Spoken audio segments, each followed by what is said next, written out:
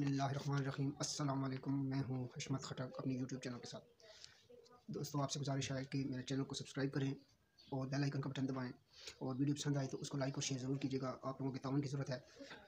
दोस्तों, आज का वीडियो का आगाज़ में एक छोटी सी खबर है, लेकिन था अफसोसनाक खबर है। डीजी मलक लियाकत साहब हैं, ये नहायत अच्छी रेपुटेशन के ऑफिसर हैं, इनके बारे में अच्छा मशहूर है, लेकिन कल बड़ा अफसोसनाक वाक़या हुआ है। उसके वालिद साहब हॉस्पिटल में बीमार थे, तो अस्पताल वालों के साथ उनके कोई टेस्ट वगैरह करवाने पे गर्म सर्द हो गई है। तो वो भी डीजी थे, तो उन्होंने अपनी फोर्सेस बुला ली हैं, पुलिस को बुला लिया था। तो ऐसे में दुनिया न्यूज़ को पता चला, तो दुनिया न्यूज़ ने अपने रिपोर्टर भेजे हैं। तो रिपोर्टर जो है वो भी बड़े अच्छे रिपोर्टर हैं, बड़े सुलझे हुए रिपोर्टर हैं, साफ़ी हैं, लेकिन उनको पुलिस वालों ने तशद्दुद का निशाना बनाया। अब जो डीजी बेचारे को फंसाने वाले भी उसके अपनी ही इदारे के लोग थे। रिपोर्टर के साथ बदतमीज़ी करने की क्या ज़रूरत है? इस पे सोशल मीडिया पे और इलेक्ट्रॉनिक मीडिया पे बहुत ज़्यादा शोर मचा हुआ है। और ये मलक लियाकत साहब वही डीजी हैं जिन्होंने इमरान खान को गिरफ़्तार किया था ज़मान पार्क से। तो ये क्यों इतना हाईलाइट किया गया है? गिरफ़्तार तो नवाज शरीफ को भी किया गया है, और लेकिन मलक लियाकत का नाम क्यों स्पेशल लिया जा रहा है? किसी को पता भी नहीं है कि नवाज शरीफ को किसने गिरफ़्तार किया था, या दूसरे जरदारी साहब को किसने गिरफ़्तार किया था, फरियाद दापूर को किसने गिरफ़्तार किया था, शहबाज शरीफ को किसने गिरफ़्तार। लेकिन इसका नाम क्यों हर बंदा जानता है कि ये कोई भी पुलिस ऑफिसर ज़मान पार्क इमरान खान को गिरफ़्तार करने के लिए तैयार नहीं था। उसकी वजह ये नहीं थी कि वो इमरान खान से डरते थे या पीटीआई के जो वॉरियर हैं उससे डरते थे। उसकी वजह ये थी कि बुशरा बीबी मशहूर पिंकी पीरनी साहबा, उनके जादू से काफ़ी सारे लोग घबराए हुए थे, क्योंकि पाकिस्तान में ज़ईफ़ुल इत्तेक़ादी बहुत ज़्यादा है। तो वो कह रहे थे कि पता नहीं हम पे क्या जादू कर दिए। तो मलक लियाकत साहब ने कहा था कि मैं जाता हूँ, देखता हूँ कि कौन सा जादू वो करते हैं। तो फिर मलक लियाकत साहब गए थे, और उस टाइम बुशरा बीबी ने उसको बहुत डराया था कि आपके साथ ये हो जाएगा, आपके साथ वो हो जाएगा, आप इतने दिनों से ज़्यादा नहीं जी सकोगे। मतलब बहुत सारी कहानियाँ मशहूर हैं, अब इसमें कितनी हकीकत है खुदा जानता है। लेकिन ये मलक लियाकत साहब वो हैं। एक दूसरी छोटी सी खबर आपको साथ शेयर करते हैं। मुस्लिम लीग फंक्शनल की एक कैंडिडेट थी, उम्मीदवार थी या MPA थी, नुसरत सहर अब्बासी साहबा। बहुत एक्टिव पॉलिटिशियन थी। असम्बली में उसकी आवाज़ की गूंज हर टाइम सुनाई देती रहती थी। पीटीआई को बहुत टफ टाइम दिया था उसने, तो उसने सियासत छोड़ दिया है और सुना है कि वो अब कनाडा में शिफ्ट हो रही हैं फैमिली समेत। और अब आते हैं असली खबर की तरफ कि पीटीआई प्रोपेगेंडा ज़ोरों शोर से जारी है, हमें लेवल प्लेइंग फील्ड नहीं दे रही, हमारे कागजात छीने जा रहे हैं। कभी झूठी तस्वीरें बिलाल वर्क साहब की सोशल मीडिया पे फैलाई जा रही हैं। तो ये झूठ ज़्यादा देर चलता नहीं है, लेकिन ये है कि आवाम पे अपना असर छोड़ जाता है, क्योंकि पीटीआई के लोग ऐसे हैं कि वो यूथिया वायरस जिसमें घुस जाए, वो फिर बाद में शर्मिंदा नहीं होते कि जब वो पहले तो वो ववेला करते हैं, बहुत जुल्म हो रहा है, बहुत ज्यादती हो रही है, और फिर जब हकीकत पता चलती है तब भी वो शर्मिंदगी महसूस नहीं करते। ये एक ऐसा वायरस है जिसमें घुस जाए, शर्मिंदगी का वायरस उससे निकल जाता है। मतलब जो कोई बंदे की बात गलत साबित हो जाए, जैसे सहाफ़ी हैं, जैसे एंकर हैं, जैसे यूट्यूबर हैं, उनकी अगर कोई खबर गलत साबित हो जाए तो वो अगले दिन उस पर माजरत करते हैं। गलत साबित हो जाती है कई दफ़ा, तो वो माजरत करते हैं, शर्मिंदगी महसूस करते हैं। लेकिन ये पीटीआई का वायरस जो है, ये जैसे यूथिया वायरस घुस जाए, उसमें शर्मिंदगी का वायरस नहीं रहता। फिर अब इन्होंने कितना ववेला किया, और उसमें एक नामवर सहाफ़ी जो अपने आप को सहाफ़ी कहते थे और उन्होंने अपनी दुकानदारी बनाई हुई है, वो भी शामिल है इसमें। कागजात नामजदगी नहीं जमा करवाने दी गई। अब मैं आपको असल फैक्ट्स बताता हूँ कि पीटीआई ने जो पाकिस्तान की टोटल कौमी और सूबाई असम्बलियों की नशिस्तों में सबसे ज़्यादा कागजात नामजदगी जमा करवाने वाली पार्टी पीटीआई है।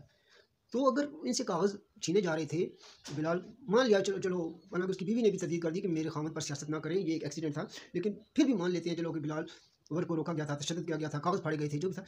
फिर ये जो इतने कागजाती नामजदगी 2434 कागजाती नामजदगी जमा हुए हैं, टोटल सीटें 859, 859 कौमी और सूबाई असम्बली की नशिस्तों पर 2434 कागजाती नामजदगी जमा हुए हैं। तो ये कहाँ से जमा हो गए? इनको क्यों नहीं रोका गया? इनके कागजात क्यों नहीं फाड़े गए? सोचने की बात है, लेकिन ये सोचने वाला खाना जो है वो अफसोस के साथ कहना पड़ता है कि पीटीआई के लोगों का नहीं है।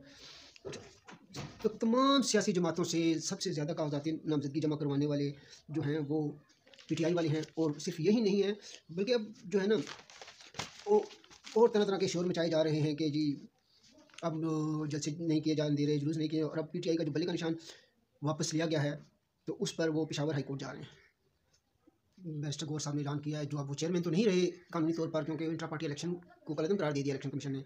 अब तो पीटीआई एक चेयरमैन लेस पार्टी है, लेकिन पेशावर हाई कोर्ट जा रही है रिलीफ लेने के लिए। यकीनन उनको रिलीफ मिल जाएगा, क्योंकि पीटीआई हमेशा सेलेक्टिव कोर्स में जाती है और उसी के सामने केस रखती है जो उनको रिलीफ दे। जैसे इस्लामाबाद हाई कोर्ट के मुअज़्ज़ज़ जज आमिर फारूक साहब ने जब 2-3 केसों में उनको रिलीफ नहीं दिया, तो उनके एतराज़ात में शुरू किया। वो कहते हैं हम बस जिस उसमें भी जाएँ, कौन भी जाए, हमें बस जज रिलीफ पे रिलीफ देते जाएँ। अफसोस की बात यह है कि ये रिलीफ दूसरी पार्टियों के लिए क्यों नहीं होता? ये रिलीफ सिर्फ जो है ना पीटीआई के लिए क्यों होता है? अब आपको बता दें कि खैर एक महाज से तो उनको रिलीफ मिलता जा रहा है, वो मासूम हैं, वो सादिक हैं, वो अमीन हैं। तो दूसरी तरफ क्योंकि इमरान खान ने सिर्फ फ़ौज पर ही हमला नहीं किया था, उन्होंने पाकिस्तान की रियासत पर हमला किया था। फ़ौज पर हमले का मतलब ये होता है कि आप किसी रियासत पर हमला कर दें। मैं हैरान हूँ वो अमेरिका के जो साबिक़ सदर हैं, जो पाकिस्तानी इमरान खान हैं, वो डोनाल्ड ट्रंप से, उन्होंने जो हमला किया है उधर कैपिटल हिल्स पर, तो उनको नाअहल करार दे दिया गया है। उधर कोई शोर-शराबा नहीं है और इधर जो है ना, इतना शोर-शराबा चल रहा है कि वही काम वो वैसे काफ़ी अर्से पहले से जब ये हुकूमत में थे दोनों लीडरान साहब, डोनाल्ड ट्रंप साहब भी और इमरान खान साहब भी, उस टाइम भी लोग यही मुवाज़ना करते थे कि डोनाल्ड ट्रंप को पाकिस्तानी इमरान खान कहते थे और इमरान खान को पाकिस्तानी डोनाल्ड ट्रंप कहते थे। तो यकीनन इनमें काफ़ी सारी मुमासलतें हैं। तो लेकिन पाकिस्तान की रियासत का जो फ़ैसला है वो 9 मई के लोगों को किसी सूरत माफ़ करने के लिए तैयार नहीं है। उनको पता है अगर पीटीआई को इस टाइम 9 मई के उसमें माफ़ कर दिया गया तो फिर कल ये एक सिंबल बन जाएगा और कल और जमातें भी जो है ना वो यही काम करेंगी और हर जो 200 बंदा 500 बंदा इकट्ठा कर सकता है वो फ़ौज पर हमला कर देगा। इसलिए वो किसी भी सूरत तैयार नहीं है कि इनको रिलीफ़ दिया जाए या इनको माफ़ किया जाए। और उसूली तौर पे फ़ौज का फ़ैसला भी अपनी जगह पे ठीक है। और खाली यही अब हैरानी की बात ये है कि हमारी अदालतों को इमरान खान मासूम नज़र आ रहे हैं। वो कहते हैं साइफ़र केस में तो इमरान खान मासूम है, साइफ़र केस में तो कुछ हुआ ही नहीं है। तो साइफ़र तो फिर जब 9 मई के वाक़यात, जो फ़ौज पर हमला हुआ, जो कोर कमांडर हाउस को जलाया गया, जो शहदा के मुजस्समों को तोड़ा-फोड़ा गया, जो जहाज़ों को आग लगाई गई, अगर वो जुर्म नज़र नहीं आता हमारी अदालतों के कहने पे, उनके कागज़ाती नामज़दगी जमा हो रहे हैं, तो वो अगर नज़र नहीं आता तो फिर तो ये साइफ़र तो एक मामूली चीज़ है। फिर साइफ़र जो है ना वो तो किसी खाते में ही नहीं आता। और सिर्फ साइफ़र ही नहीं, खान साहब का जो भी जुर्म देखा जाए वो इंतहाई संगीन है। 9 मई का देख लें, अच्छा ये साइफ़र वाला केस देख लें, तोशाखाना की लूट मार देख लें, करप्शन की अजब दास्तां है।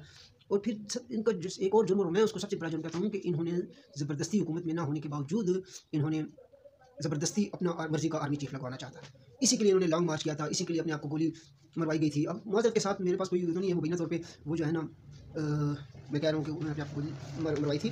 पर ये है कि जो शवाहिद देख रहे हैं कि जब आप किसी को गोली लगती है या कोई भी ऐसा होता है तो फिर वो सरकारी अस्पताल में जाता है, वहाँ से रिपोर्ट होती है, फिर इन्वेस्टिगेशन होती है और ये जाकर शौकत खाने में लेट गए थे। अभी कैंसर अस्पताल में वो फिर कहता है कि वो जो अलकादरी यूनिवर्सिटी का क्या वो तो एक ट्रस्ट है, उसकी हम बेनिफिशियरी तो नहीं है। तो ट्रस्ट तो ये शौकत खाने भी एक ट्रस्ट है जो लोगों के चंदे पे चलता है।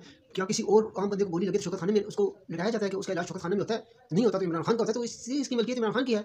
ये ट्रस्ट नहीं है, ये ट्रस्ट इमरान खान का कोई कारोबार है। और इसी तरह जो अलकादर ट्रस्ट था वो भी कारोबार था।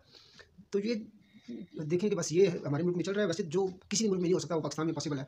अब एक छोटी सी खबर आपको देते हैं। नवाज शरीफ वगैरह उन्होंने जो है ना अपने पीएमएलएन ने अपने कैंडिडेट फाइनल कर दिए और तकरीबन इस्तेकाम पार्टी के साथ भी उनकी काफ़ी सारी मामला आगे बढ़ चुके हैं और शायद उनकी सीट एडजस्टमेंट हो जाए, क्योंकि पहले तो वो 40 MNA और पता नहीं 70 MPA की मांग रही थी। अभी उन्होंने टोटल 18 MNA की नशिस्तों पर कागजाती नामजदगी जमा करवाई हैं और तकरीबन 40 MPA की। तो कोई ऊपर नीचे हो गए तो शायद अब इनका आपस में कोई पैचअप हो जाए। तो अगर पैचअप हो गया तो फिर ये एक अच्छी बात होगी पीएमएलएन के लिए और उनके सपोर्टरों के लिए। केपी में तो अभी इत्तेहाद में काफ़ी सारी रुकावटें हैं। इसी तरह सिंध में अब शहबाज शरीफ ने जो हल्का 242 है वहाँ से कागजाती नामजदगी जमा करवाई हुई है, तो वहाँ पे भी कोई इत्तेहाद ने अभी अपनी शक्ल नहीं ली, क्योंकि एमक्यूएम ने मुस्तफ़ा कमाल को टिकट दिया हुआ है और पीपल्स पार्टी का मंदखेल साहब हैं और शहबाज शरीफ साहब हैं, और इधर लाहौर से बिलावल भुट्टो जरदारी साहब के मुकाबले में चाहत फ़तेह अली खान साहब हैं। अब देखें कि क्या होता है। तो अब अगली व्लॉग तक इजाज़त दीजिए। अल्लाह हाफ़िज़।